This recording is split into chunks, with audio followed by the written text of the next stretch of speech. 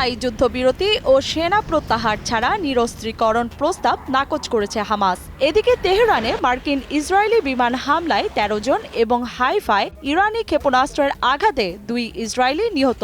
ক্ষতিপূরণ না পেলে হরমুজ প্রণালী বন্ধ রাখার ঘোষণা ইরানের। অন্যদিকে ভেন্যু জটিলতায় ইরানের বিশ্বকাপ ফুটবল অংশগ্রহণ এখন ফিফার সিদ্ধান্তের ওপর ঝুলছে। কোন দিকে যাচ্ছে যুদ্ধ পরিস্থিতি, চলুন জেনে আসি আজকের আপডেট।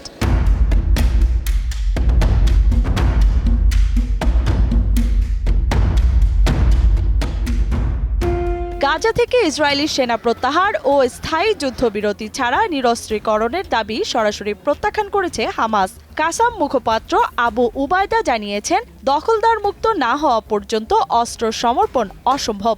ট্রাম্পের শান্তি পরিকল্পনার মাঝেও অব্যাহত ইসরায়েলি হামলায় গাজায় নিহতের সংখ্যা বাড়ছে, যা মধ্যপ্রাচ্যের সমঝোতা প্রক্রিয়াকে আরও জটিল করে তুলছে।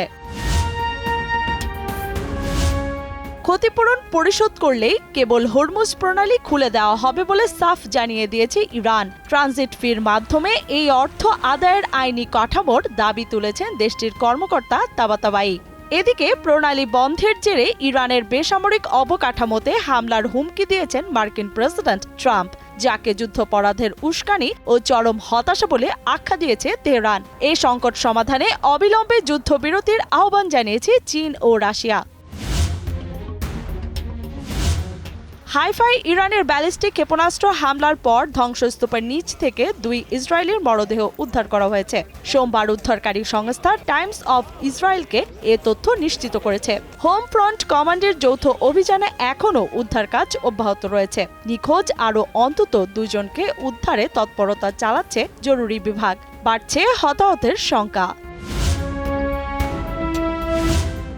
৪৮ ঘন্টার মধ্যে চুক্তিতে রাজি না হলে ইরান সম্পূর্ণ উড়িয়ে দেওয়ার হুমকি দিয়েছেন যুক্তরাষ্ট্রের প্রেসিডেন্ট ডোনাল্ড ট্রাম্প। হরমুজ প্রণালী ঘিরে উত্তেজনার মধ্যে তিনি নতুন সময়সীমা বেঁধে দেন। ট্রাম্পের এই আলটিমেটাম নিয়ে রাশিয়া ও চীন সহ বিশ্বের অনেক দেশ উদ্বেগ প্রকাশ করেছে।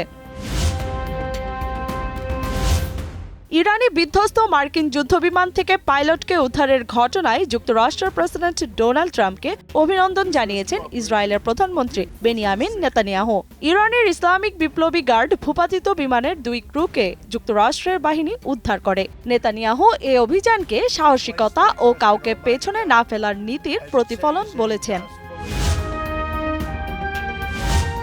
হরমুজ প্রণালী কখনোই আর আগের অবস্থানে ফিরে যাবে না বলে সতর্ক করেছে ইসলামিক রেভলিউশনারি গার্ড কোরের নৌবাহিনী। পারস্য উপসাগরে নতুন নিরাপত্তা কাঠামো প্রতিষ্ঠার লক্ষ্যে ইরানি বাহিনী তাদের অপারেশনাল প্রস্তুতি চূড়ান্ত করছে বলেও জানিয়েছে তারা।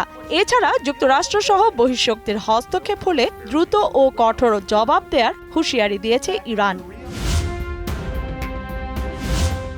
এদিকে ভারতের পররাষ্ট্রমন্ত্রী এস জয়শঙ্কর ও ইরানের পররাষ্ট্রমন্ত্রী আব্বাস আরাকচি পশ্চিম এশিয়ার উত্তেজনা নিয়ে ফোনে আলোচনা করেছেন। হরমুজ প্রণালী ঘিরে পরিস্থিতি জটিল হওয়ায় বাড়ছে উদ্বেগ। ভারতের জ্বালানি নিরাপত্তা বিবেচনায় অঞ্চলটির স্থিতিশীলতা গুরুত্বপূর্ণ, তাই দিল্লি পরিস্থিতি ঘনিষ্ঠভাবে পর্যবেক্ষণ করছে। আসন্ন ফুটবল বিশ্বকাপে ইরানের অংশগ্রহণ এখন ফিফার সিদ্ধান্তের ওপর ঝুলে আছে। রাজনৈতিক ও নিরাপত্তা ইস্যুতে নিজেদের ম্যাচগুলো যুক্তরাষ্ট্র থেকে মেক্সিকোতে সরিয়ে নেয়ার আবেদন জানিয়েছে ইরান। তবে ফিফা এই অনুরোধ প্রত্যাখ্যান করলে বিশ্বকাপ বর্জনের শঙ্কা তৈরি হয়েছে। ১৬ জুন লস এঞ্জেলসে নিউজিল্যান্ডের বিপক্ষে ম্যাচ দিয়ে ইরানের অভিযান শুরু হওয়ার কথা থাকলেও চূড়ান্ত সিদ্ধান্ত নেবে দেশটির সরকার।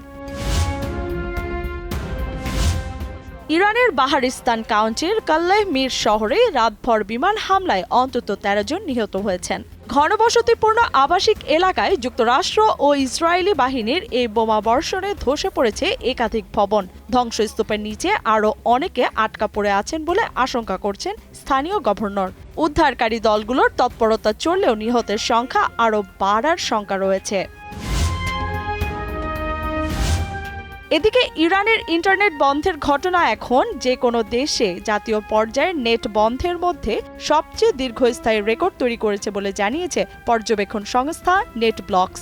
এটি টানা ৩৭ দিনে অর্থাৎ ৮৬৪ ঘন্টায় পৌঁছেছে, যা আগের সব জাতীয় পর্যায়ের ইন্টারনেট শাটডাউনের রেকর্ড ছাড়িয়ে গেছে। দীর্ঘ এ শাটডাউন নাগরিকদের যোগাযোগ ও তথ্য প্রাপ্তিতে বড় প্রভাব ফেলেছে এবং আন্তর্জাতিক সংবাদ প্রবাহেও সীমাবদ্ধতা তৈরি করেছে বলে বিশ্লেষকদের মত। লিয়ানা শারমিন, সময় সংবাদ।